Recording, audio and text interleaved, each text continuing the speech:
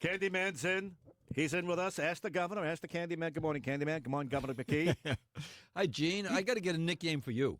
Come up with something. I'm going to come up with something. Mean, I'm going to throw that. I'm going to throw that out there. I call him me. I say, Gene the dancing machine. Gene the dancing machine. I like that. Yes. Governor, we're public figures. We have to embrace this. Yes, this is true. All right. I got a lot to talk to you about. But more importantly, this is constituent service.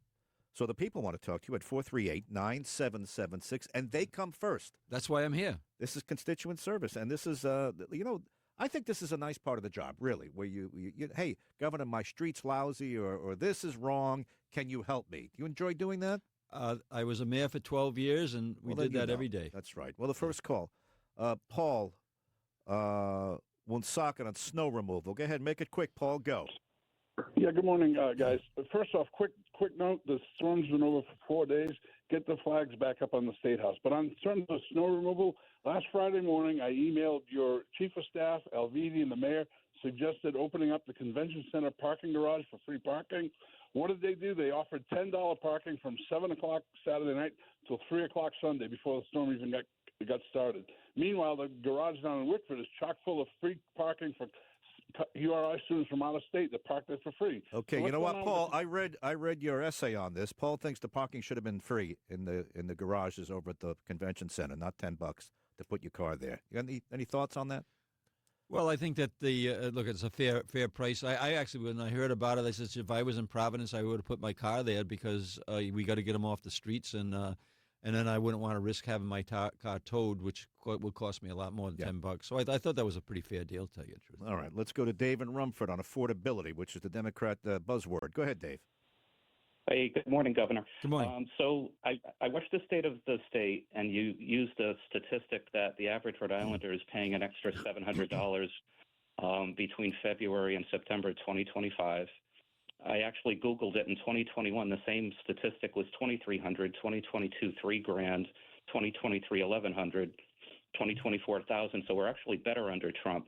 So my question is, if the Democrats are concerned about affordability, why is Rhode Island still going to tax tips and overtime? That's for the average person. Why are you doing that? And Trump is going to give them a break.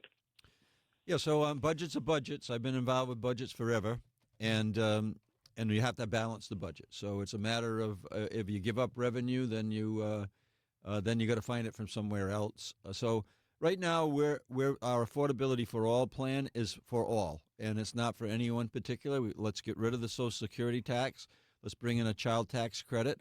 And then on the energy issues, let's start saving people money on their energy bills. Our proposal, which is very doable, very manageable, will save ratepayers $1 billion over the next 5 years. So this is where we're putting our money. Hey, Dave, are you going to retire here or are you going to go to Florida? What's your plan? I'm going to go to the Cape probably, Gene, but they have a millionaire's tax too. But Governor, you also talked about a 2-cent cut in the gas tax. Under Trump, the gas is down 10%.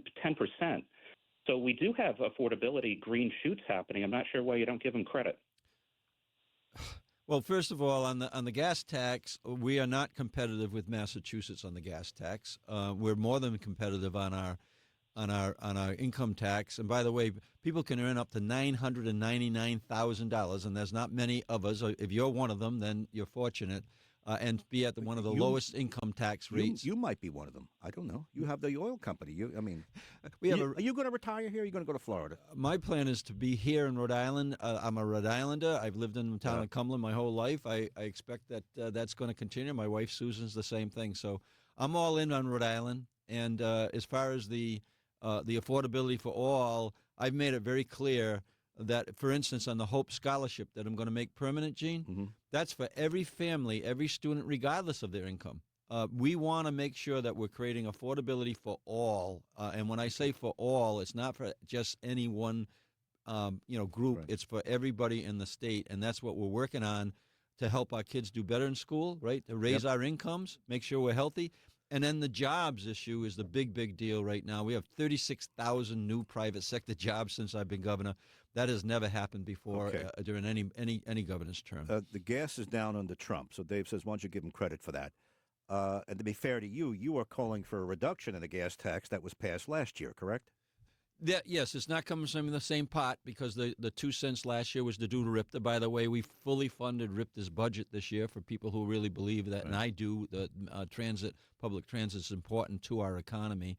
The 2 cents is coming from an area that has to do in the DOT because we're retiring a certain amount of debt, Gene, and so we can absorb that loss of revenue over the next few years, if not forever, and that's going to save people in the state of Rhode Island who fill up gas tanks about $9 million a year. I guess Dave and others would say, well, why don't you give Trump credit? The gas is down. It's true.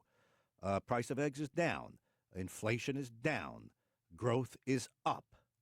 And the border is closed. Can you bring yourself to at least acknowledge that? Yeah, absolutely. Look, I've always been the person who said we should be controlling our border, whether it was a previous administration or this administration. I'm not into profiling like some things that are going on right now with ICE. I think that's way over the top, and we should be very, very concerned about the conduct of. And ICE, by the way, we work with ICE, Gene. Right, we're calling them if people are leaving court before the Trump administration to come and pick up people that we want out of our communities. But what's happening right now is certainly an overreach. So it's a there's things that are going okay and the things that are not going okay, and I usually point out factually what's happening. Yeah, you tweeted Governor McKee's official post. You said it's time for Kristi Noem to go. It is. If she closed the border, why does she have to go? No, she's done something nobody could do. 11 million shut off. Biden let 11 million in. She closed the gate. Is that bad? No. First of all, like I said, I think we should control our borders. Right. But I don't think that we should be out publicly saying that people are terrorists in Minneapolis and jump to the conclusion without a full investigation of what happened. At that site. Isn't this what you're doing? Jumping to a conclusion? No, the investigation's not in. We don't know if the shooting was the justified investigation, or not. Gene, is look. If that happened in Rhode Island, Yeah. we would have closed off that area as a crime scene, potential crime scene, and we would have done our investigation. Right now, the federal government is not doing that. They've jumped to a conclusion without a full investigation, and now they're also contaminating some of the evidence that needed to be, actually provided in that overall investigation. So, yes, if a person in charge of a department that is, I would say that there's a cover-up going on. I'm glad that the media is covering that. I'm glad that people are out there filming. Look, we need to make sure that we're taking the criminals off the street. I'm all in. I'm not going to profile your family or my family, and that is happening. And in terms of like the escalation, we should be de-escalating. I think we've learned a lesson from the George Floyd issues. We need to de-escalate. In Rhode Island, I'm meeting with all our public safety people as recently as yesterday to make sure that we're trying to prevent anything like that happening in our state. And then if it does rise to an emotion that that we've seen there, we want to de-escalate. ICE did not de-escalate that. And that's a responsibility of the person in charge, which is Secretary Noem. We don't know the final outcome of the investigation. If the thing involving Good, the first incident with the car, if that officer was justified, and the second incident with Preddy, we don't have the outcome of the investigation. We don't know if they were justified in the actions they took. Do you know? You have information that I don't have? What I do know is when something happens like that, that the jurisdiction for that issue is in the local community where the problem happens. The Justice Department will challenge that and say, no, those are federal officers. They enjoy federal immunity. We're investigating. And there's the problem, right? There's the problem. So when I'll bring up the tragedy there at Brown. I fully understood that the city of Providence was involved with running that investigation. And I made sure that the state police worked with them, and I also made sure that I voiced my, my thoughts on that to Director Akash Patel, that Providence led the charge on that. Well, right? Okay, I understand the sincerity of that, but that's a completely different scenario. That was a local crime. Like any other shooting, any other murder would be handled by the Providence police and referred to the state court system. This is different. This involves federal agents on the street, it's Governor. not different. It's if something rises to the level where there's a concern that a crime was committed, or and an overreach that caused a death. My position, based on my Your advisory, opinion. no, my position is based on the public safety leadership in the state of Rhode Island. That investigation needs to be a local investigation as well as a federal. But you should not be closing down a scene that is potentially a criminal scene, regardless of what the nature of that is. And the local community should be in charge of that investigation. Okay, couple of quick questions, footnote questions, so to speak. You brought up Brown. Should the president at Brown go? You were standing side by side with her. It was like 6 hours after the fact. Somebody asked her a question. What happened? She couldn't answer it. No security cameras on the building. A homeless guy living on the bottom of the building. At a certain point, you're the governor of the state. They put you through the ringer there for a week too. Does she have to go? Well, that's been a decision of the board. I know that. Right. I know that. And I'll let that run its course there. Look, we're never going to be the same. That issue, we never anticipated that we would be there. We're now a state that needs to be concerned about that. We'll put all the presidents of all the universities right now, Gene, together. We're still meeting with them to talk about whether there's safety issues that need to be enhanced. We do have something in our budget that is going to help our state schools do some additional security on campus. But your thoughts, if I say, is Paxson got to go? Time for the clean house over there? I mean, come on. You were standing there at the news conference. It was you got dragged into it too. No, I'll let the board decide that. Okay. All right, fair enough. Yep. You say Kristi Noem has to go. You said it's an overreach. You made your point on who ought to prosecute that. And this is Providence, not Minneapolis. Speaking of Providence, Mayor Smiley says, I don't want ICE assembling on any city-owned property, would be parks, parking lots, whatever it is, unless they have a judicial warrant. Other legal observers say, hold on, this is legally questionable, including the Attorney General, who was on with me yesterday. Play him, we'll listen, and you can react to this.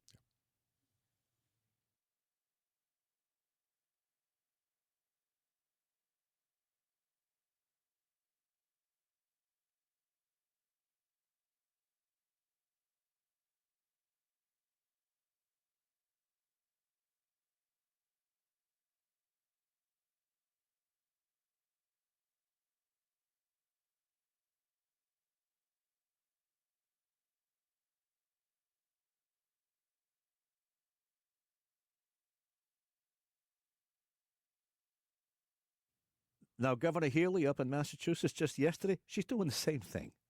Would you do something like that? Saying, unless this, you can't be on my state property. Governor, let's be reasonable here. I think that the way they handle it is, first of all, I think that I'll agree with the Attorney General here that who knows whether that's enforceable or not. Look, the thing that we need to do is make sure that we're preventing a violent type of action by any party, whether it's somebody's protesting or whether it's somebody that's in there, whether it's local law enforcement or whether it's federal law enforcement. We're in the prevention mode. I don't know how that actually prevents what we want to make happen here, which means we don't want that activity here, right? So the way that I'm doing it, now the General Assembly may have a different opinion on that, but what I'm doing is prevention is number one, and then response to tone down anything that potentially out there. We did that when we had the Palestine and the Jewish, those type of Israel type of issues. We let people protest. That's a legal right, but we also were there to make sure we managed so that no violent activity disrupted. Because that's when you step in and you start creating arrest and charges. I got to go to a break, but I want you to make this very clear. Let's nail it down. What have you told your state police to do with regard to ICE? If they're coming in, doesn't have to be Providence, could be anywhere, another city. They're going up to a triple decker. They want to grab a bad guy. Do you want your state police to know about it and to go there and be a thin gray line in between ICE up in the house and the protesters on the street? Have you given any kind of a directive, or maybe you've given something opposite? What is it? No, the directive is if they're pursuing a criminal with a warrant, we are collaborating, right? If they're profiling and pursuing people that are not the criminals with a warrant, we're going to make sure that we're there. And the idea is just like you said, we'll buffer between protesters and the activity. But if there's activity there that is violating civil rights and violating the Constitution, our state is not going to stay silent on that, and we will use every remedy to protect the safety of the people who live in the state of Rhode Island. Point well taken. I understand. Do you know if your state police is communicating with ICE so that I said, look, I got operation on Tuesday. I'm going to be on this street. Guys, come over there and keep the protesters away if they happen to come out. Do you know if that's happening? Gene, I do. And I meet regularly, and like I said, as recently as this week, and our Colonel Weaver is in conversations with ICE. When we had the action at the courthouse the other day at the Garricky courthouse, where ICE made the mistake and pursued somebody through the courts, and they've admitted that. We've had conversations with ICE, and we also have conversations with our Capitol Police, with our Adjutant General Chevalier, with National Guard all around the country. We are in conversation because, for me, my job is to keep people safe in this state. And so we are communicating, and I think that's important to know, the people to know. Our colonel is directly working with the ICE office in Boston, and when something gets out of hand, we're calling them on that and let them know that behavior is not acceptable here. But if you got criminals and you got subpoenas, we will support that. In other words, ICE, tell us you're coming. We'll be there to help you. They won't tell us they're coming, Gene. That's the one thing, right? What I'm told is they show up. We'll have to kind of be making sure that's what's going on. We don't get notification from ICE that they're coming down here and any mass strategy. We're going to have our eyes open, and then we're going to have to make sure that we're preventing something like happened in Indianapolis. That's the total goal, right? I taking you at your word and taking the state police, I wish ICE would tell you or tell the state police, we're coming to this particular street. We have an operation. Please be around the corner if we need you, and please get between us and any protesters who might come out. Right now you're saying that phone call's not being made? I asked the same question that you just asked of our colonel yesterday, and that's not how the procedure works. Okay. Governor, stay with us. It's 8:24. More calls, and we're going to talk about the millionaire's tax and a few other things. All right. It is Ask the Governor on a Friday here on WPRO. Do you want to take more calls, or do you want to lead the questions? No. Let's take the calls because the people must be served. Some of them are waiting. Go ahead. All right. Ann is complaining about snow. Ann, go ahead. Hi. Good morning. I go to air cargo a lot. I have a small business in Rhode Island, and we ship our goods by air cargo. I was up there on Monday. Couldn't get to the loading docks. I'm not coming up there in a tractor trailer. Tractor trailer can back up over the snow. I'm coming up there in a Dodge van. Okay, fine. Snow just happened. Whatever. Was just up there. Still, the snow from in front of the loading docks at the air cargo terminal has not been cleared. I had to carry my boxes up the stairs into the office of air cargo. That's a state contractor. Why is an airport corporation making sure that that's clear? Because most of the goods in and out of there are caskets, right? It's caskets. It's small companies like myself. It's fish. It's flowers. Okay. Why is that still unclear? All right, Governor, go ahead. Well, thanks. Thank you for that information. That is, we'll reach out to the executive director there and put that on their agenda, which they take care of the airport. They determine when it's open, when it's closed. But we certainly have a relationship with the airport, and we will. I will make sure that our staff calls their staff immediately. Cianci would say, "Look out your window." You should see people moving with a shovel. Our next caller. Yep. All right, Ronnie, go ahead. Ron, go ahead. You're on with the governor. Hi, good morning, everybody. Dan, Governor, all four of my people, my family voted for you last time, but we cannot do it this time only because there's an old saying, tell me your friend and I'll tell you you are. If your friend from 3 to 6 is your friend, you lost our vote. Okay. Dan York is a mean person. Okay. Well, I and he don't- said he wanted to talk about Snap. I so. can't disparage another host on my show. I'm responsible for the dresses in my window.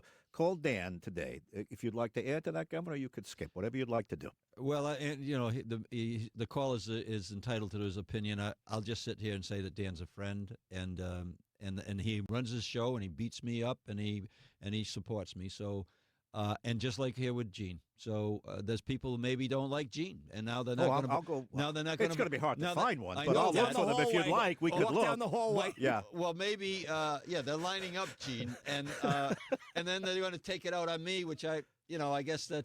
See, now, Governor, I could laugh at that because I have a thick skin. You do too, right? You have to. It's just the business we've chosen. I do. Yeah. This is a business we've chosen, and I understand that there's baggage that comes when the people that you're friendly with. But I can tell you that if you like Gene, you can still vote for me. Okay, there you go. I wanna don't know what that means. I don't know what that means. If you don't like Gene, you can still vote for me. All right. Okay. I just want to reiterate that guy wanted to talk about Snaps. So Yeah. just making sure that we're all clear here. John and Warwick, go ahead. John, go ahead. Good morning, Governor. Good morning. I'm a single person, and I'm on Health Source, and naturally my costs just tripled, and I'm barely making it. Now, is Rhode Island, if I have to drop out, is Rhode Island going to add insult to injury and penalize me for not having health insurance? So, this is coming our way on, one of the packages that are coming our way from Washington. We are putting dollars in the budget. We're asking the General Assembly to approve dollars that we can help support some of the people like yourself. I don't know exactly your income category, but we are trying to support people who are really most at risk on that. So there's money in the budget. We got money in the budget as well because we know that the hospitals are going to have people who are uninsured show up. So we've got money in the budget to help offset that. And then your point is well taken. I had somebody talking to me yesterday where the penalty under the current circumstances, I certainly would support lowering that penalty. So what is the penalty right now? I'm not even sure what it is. Is if you don't have the insurance, what is it, like $500 or something like that? It's close to $700. Yeah. So we're going to take a. Thank you for the call. You're supporting what somebody talked to me yesterday. Under the circumstances, which is being driven by the policies that are coming back at us from Washington, we're trying to address those things. And what you just talked about, I think that we need to kind of make sure that the insult is not added to injury here. Okay. Next caller, John and Warwick. Go ahead, John. You're on with the John's on the air right now. Oh, I'm sorry. Rachel, go ahead. Rachel and NK. Go ahead, Rachel. You're on with the governor. Hi, I actually called back in December about the affordability for renters and buyers in every town and city in Rhode Island, and I was told I would get a call back from your office, but I never heard anything. Well, I'm sorry about that. I will call you back. So leave the number, and I will call you back. Well, since you've piqued all of our interest, what is it you want to say to the governor? What do you need done? Well, that I was trying to find a new place, and I'm one of those people that can't find it. I work essentially for the government, and I can't afford a place anywhere in the state to move to. Okay. You leave your number. I will call you personally. Where do you want to live? Near where you work? Where, give me an ideal town, if I could wave Sure, a magic wand. I work in Newport. I live in Wickford, North Kingstown right now. It would be nice to be, close enough, quote unquote, as a Rhode Islander to not be adding time and gas money to how close I am already. But there's just nothing really anywhere. Nothing in Middletown, something like that. No, I grew up on Aquidneck Island. I was forced out of there after 2020, and I ran for city council down there in Newport. Well, as a what? Republican or Democrat? Just depending, get you called back. It's nonpartisan. All right. The city council in you Newport. Want to call it back, Governor? Yeah. Oh. All right. Leave your number. I will call you personally, and then I'll ask you some of the questions that I don't want to be asking you here on income and what you can afford to pay and that type of thing. Well, if we could help, I got it's Olivia. nice. Olivia's got the number. So all right, Olivia, good. I'll call her your person has the number. when I leave here. I'll call. Bob, go ahead. Hold on, Bob. Governor, just give me 30 seconds, short answers on each one. Millionaire's tax. I had an accountant on, and I had an estate planner on, a lawyer. They said you're going to chase more people to Florida.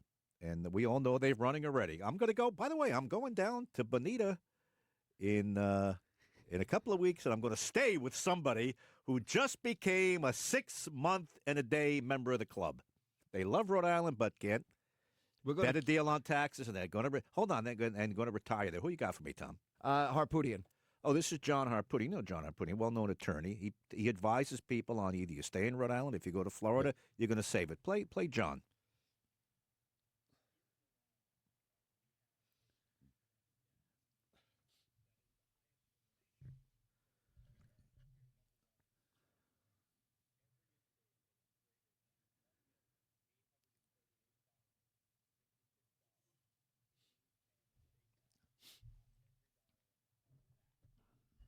Governor, that's going to be you. And God willing, I hope it's me. You got a 401k, you sell your house. In the end, you a lot of people are going to hit that. Now, why don't you say I'm going to cut that down, and I want people to stay here, and I want them to retire here with their grandkids. We do. That's one of the first steps is to eliminate the Social Security tax, because more people are impacted by that than that death tax. And I am in favor of elevating the death tax, but it's the same answer that I gave earlier in the show, is you still have to balance the budget. So if you're reducing income, you got to figure out how to balance the budget. That's one of the reasons I'm running again, to make sure that we continue to affordability, and we're going to address those issues. Right now, Social Security tax, make people leave on that, because most people, by the way, on a millionaire's tax, you can earn over $900,000 and have one of the lowest income taxes in New England. And when you get over $1 million, which the majority of the people who are going to get taxed on this thing, and it's just factual, don't even live in the state right now. Governor, you're chasing the people with money out. I know them, and you know them too, because maybe do you go down to Florida, Palm Beach, to raise money? There's a circuit down there. Shakarchi goes, Helena goes. Have you been down there to raise money? No, my money's raised right here in Rhode Island. You never go to Florida for a fundraiser in some rich guy's house? We've gone through the DGA. They raise money to the DGA. But not a private fundraiser, so-and-so? Not at anybody's house. Okay, all right. But they're down there, but Governor. If you know and the names, give me the names, because raising money is part of the deal. It's no secret. Yeah, we all know these names. But they're down there, Governor, and so are other people in Naples and everywhere else, because they're going to be taxed the hell out of them, and now you want a millionaire's tax. So they say, what am I staying here for? I'll join the 6 months at a day club. And on my address and my license plate is Florida, and I'll come and visit you in the summer and rent a boat. And that's happening, Governor. And with the millionaire's tax, isn't going to happen more? No, because the amount of people that are already in that space, most of them live outside the state already. They've already made that move. So they've already decided to leave before there was a millionaire's tax. So the idea that somehow this is going to push out them, they've already decided to leave, and there wasn't even a millionaire's tax. So, and what we're doing on the millionaire's tax, we're responding to a problem. You just had a caller that said his health insurance went up triple, right? We put $10 million of money to offset, to help some of those people, $20 million to offset some of the regulations that we're going to have to comply with on the Medicaid. That's a pressure that's coming our way. There was no way for me to handle it. I was not a big promoter of that issue, but that was the best option for the people in the state of Rhode Island. And again, people can earn $950,000 and still pay one of the lowest income tax in New England. Our competition is Massachusetts and Connecticut. And that core group that you just talked about, they had already left. But hold on, there's new people behind them. There's people every year that make decisions who are going to go because of what you're doing. That's why let's get rid of the Social Security tax. And that's one of the main drivers, because people who are not under that income level, which is it's the overwhelming majority, right? They're making their decisions on those dollars.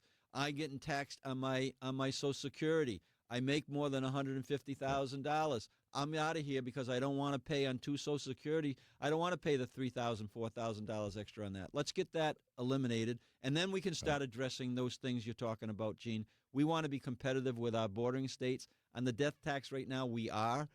Connecticut has a pretty good strategy. I've talked to Governor Lamont about it. It's on my radar, but we got to take one thing at a time. You know what? Your far left members of your party up there at the State House, they want to start the millionaire's tax at $640,000. Well, just listen to this. You're begging for doctors to come to Rhode Island because we have a doctor shortage. A good doctor is going to make $640 easy in his day. I don't support that. Okay, and they want to. By the way, that's do not you talk to them and you say, are you? Do you see what you're doing? Well, that's not at $640. That's not where our millionaires tax is Yeah, I know. indexed as well, and so that it will increase, the spread. But it's every $1 over $1 million will get taxed at this new rate, and the first $1 million is going to get taxed at the lower rate. So, yeah, that's not a millionaire's tax when you start getting into 600,000. Where you go, 400,000? Okay. That is now. I agree with that, Gene. That would be a really big problem for the state of Rhode Island, and that's why I did the same thing on the veterans pension, where I got rid of the veterans pension. I put that in there. I felt as though that there show other things. I slipped in the Lionel veto this year to make sure that gets on the discussion, right? So the same thing here. We put the millionaire's tax in, and we put it towards things that are causing expenses coming from Washington. And let's get rid of the Social Security tax, give a child tax credit to every family, not just some, and then let's put the $1 billion of savings for our energy back in the pockets of the people that actually paying the bills. Hit the guy who's making money, who's responsible, who hit him because he's got it, because you can. Okay, I get it, Governor. We're not trying to convince you otherwise, just trying to plow the fertile field of ideas. Well, I love I like the idea that you're defending the people that are making over $1 million, but I said again, the majority of them have already decided to leave the state before this tax went in. Let me take the last word on that, because, Governor, there's another generation behind them. Every year, new people plow the same route, and I'm going to tell you them because I'm going to go stay with someone who just did it. So it's every year. It's another conveyor belt. Somebody gets off it. All right, Governor, stay with us. A couple more minutes, and we'll see if we squeeze another phone call in. Go ahead, Tom. Local people. Tom, we got time for another local person here? Yeah, local Bob. Bob, go ahead. Good morning. Good morning. I know you can't answer this question specifically, but if I paid roughly $500,000 for my house and I sold it for $3.5 million, how much would I pay the state in this new millionaire's tax? Well, the millionaire's tax wouldn't apply, but you will pay more than I would have did. That's why I didn't sign the budget last year on the conveyance tax. The conveyance tax went up. I don't think it needed to go up as high as it went up. But you will pay some money on the conveyance tax to the state, but that will not impact you on the millionaire's tax. It would impact him on capital gains, right? Capital gains. If he, depending on what he does with the money, conveyance tax, but it's not income. The millionaire's tax is on income. That's correct. What you make. And then, and I would say what I said just as Gene off the air. Yeah. Make sure you get a good tax advisor in terms of how you would deal with a transaction like that. Because if you're still buying real estate, there's ways that you can do exchanges that can actually offset that. By the way, Blackstone Valley, your area, triple deckers in Central Falls, right? Do you know what they're getting for them? $680, $720. Yes. Isn't that another part of the story? It is. All the Latinos, and there are a lot of Latinos there, they bought property. Yeah, they're landlords now. They've wealth has come to them. That's another. We don't hear that side of the story. We always hear complaining about affordability, can't afford the rent. What about that young family? They bought the house a long time ago. They're sitting on a lot of money now. Well, I have three things I can say in 15 seconds. I want to help the kids do better in school. I want to raise incomes in every family, and part of that is home ownership in terms of wealth. And I'm been advocating for home ownership. I got that into the last bond. I'm asking them to put it into this next bond. Let's get people into home ownership. That's the way you actually build wealth. Most of us will build our equity, just like that caller. If that was a real example, that caller has built a great deal of wealth through real estate ownership, and they're owning their own home. It's just something nobody talks about.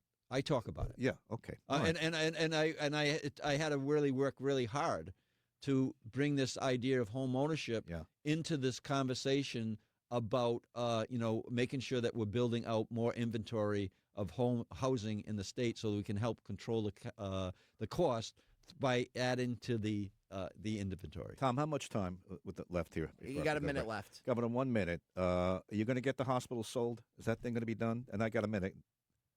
Yes, I think it will be. Based on where I see right now, we'll see what happens. The General Assembly's putting forward on working together to offset some of the things to make that happen. We're not going to close those hospitals. We can't afford to close those hospitals, lose the jobs, or lose the care that people need. It's the charter. It's which of the hospitals? Fatima and Roger Williams. And Roger Williams. Okay. Do you like the idea of a medical school being built at URI? A state medical school? I think it's a good idea, and we're trying to see where the funding is to make sure that you can actually afford it. But I think it's a very good idea. I had a good meeting yesterday with the Senate President and the Speaker with their consultant, and I think there's a path towards that. But I'm getting him a little more details. And you on can give me a yes or no answer. Buddy Cianci's dead 10 years this week. Yes. Do you think there should be a memorial or a plaque or name a street or a park after him? Why not? You'd be okay with that? Because some people aren't. You know how it ended for Buddy, If Providence wants it, it should be in Providence, I think. Yep. And if Providence decides, the council and everyone else. Look, when my dad passed away, and they wanted to name the street in front of the Boys and Girls Club that he helped build. Look, I think that if a local council wants to name a street, they can name a street. I know, but your dad didn't go to prison, right? My dad was, Right, far okay. away from that, and he stayed away from politics, by the way, too, Gene. But you would say if they're okay with it, which I don't think they are, you would have no problem with it. That's okay. correct. Governor, great to have you in. Yes. Covered a lot of ground today. Thanks, Gene. 8:57. Yeah. Enjoy your trip. Thank you.